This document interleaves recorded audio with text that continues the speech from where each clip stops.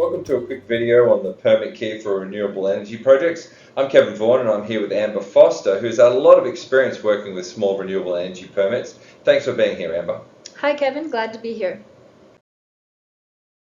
DEQ's created this permit key flowchart to help you figure out what permit by rule, or PBR, process you need to follow. And Amber, you're going to lead us through it, right? Yes, thanks Kevin. This is the entire renewable energy permit selection process laid out, and we're going to go through it step by step. First, a couple of things to note about this permit key. It has 3 renewable energy program types: energy storage, solar, and wind.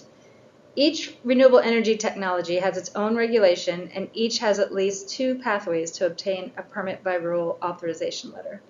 Okay, and when you say authorization letter, that's the permit to construct and operate, right? Yes, it is. Okay. So a project subject to a DEQ renewable energy regulation is deemed to have a permit by rule or permit if it meets the application requirements of the regulation. For clarification, DEQ refers to permits in renewable energy as Section 30 and Section 130 for standalone renewable energy projects and Section 120 for hybrid projects. Okay, so let's dig into the permit flowchart here and start exploring it in a little bit more detail. Okay, so let me ask you straight up, Amber, do all renewable energy projects in Virginia need to go through the DEQ process? No, they do not. If the rated power capacity is greater than 150 megawatts, then that project must go through the State Corporation Commission, or the SCC. When a project is less than or equal to 150 megawatts, then applicants have the option to choose the PBR process with us or to go through the SCC. Oh, okay. So applicants with projects less than 150 megawatts, they have a choice as to which permit process they go through, SCC or DEQ. Yes, Okay. that is correct. So when the project is less than or equal to 150 megawatts, and the applicant chooses to go through the DEQ process, the second question in the permit key asks whether energy storage will be part of the application. If this response is yes, the key takes you down the hybrid decision path. So let's look at that. All right, let's take a look at hybrid projects. So Amber, what makes a project a hybrid project?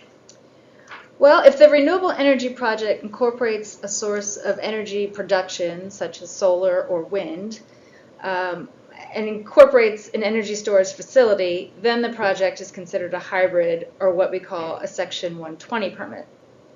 Note the blue diamond on the permit key has a link symbol next to it.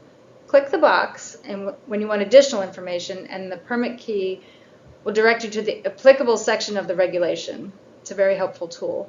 If your project is not a hybrid, then the permit key asks you to determine your permit thresholds.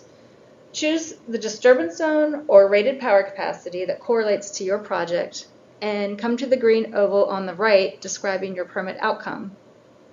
If the project is less than 1 megawatt, it is not required to obtain a PBR authorization. Now let's take a look at a project that is hybrid. Our next decision point: does the project meet the design thresholds of a hybrid project? Well, I don't know, Kevin. How do I find out? Well, I think you told me pretty well that if I don't know, I'm going to go ahead and click on that blue box, right? Because there's a link there for more information. Yes, that is correct. So let's say we determine that yes, this project does meet the design thresholds of a hybrid project. Our next step is to choose what type of renewable energy you will be producing. We have as our choices wind, solar, and other. So our permit choices are a Section 120 permit or to contact DEQ, and that's us in the Renewable Energy group. Follow the steps provided and you're on your way.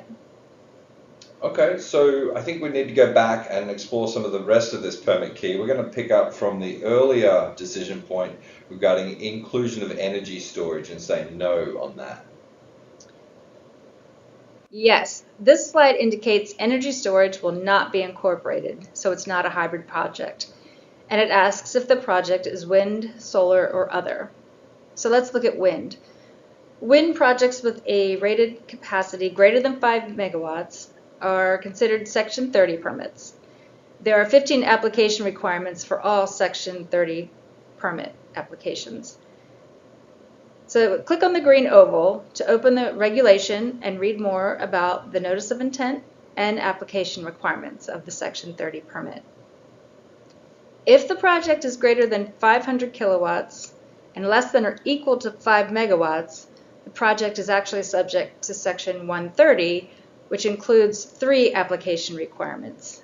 And DEQ refers to these Section 130 projects as de minimis because there are a lot fewer application requirements than their Section 30 or Section 120 counterparts. And please note that wind projects greater than or equal to less than or equal to 500 kilowatts are not required to obtain a PBR authorization. So let's look at solar. Okay. So there are some exemptions from the permit by rule for solar. Click the box for more detail on these exemptions. Also, projects with a rated capacity of less than 1 megawatt are not required to obtain a permit by rule. This threshold was revised from 500 kilowatts with the recent 2025 amendments to the solar regulation. So let's assume the project is not exempt. The next question is, are you proposing a project on land previously disturbed? And this would include brownfields. Projects located on a brownfield must work with the DEQ Office of Remediation to verify the brownfield determination. This is also new with the 2025 amendments to the solar PBR regulation. To determine if you need a Section 130 or Section 30 permit, you need to determine the rated capacity and the disturbance zone. Well, I think that's the entire permit key, right? We've covered it all. Yes, we have. So that was really helpful, Amber. Thank you for walking us through that. And so if there are any projects that are not wind, solar, or energy storage, I guess folks just contact DEQ Renewable Energy staff, right? Yes, that's correct. Okay. And those sort of other projects that are not wind or solar or energy storage are things like, and we were talking earlier, things like hydro with waves and the tides and stuff, or even geothermal, right? Yes, that's true. Awesome. All right. And if you want to contact anybody at DEQ, go to our website and you can find the renewable energy staff from there. Thank you very much for joining us, folks. I hope you found this helpful. Enjoy the rest of your day. Bye-bye.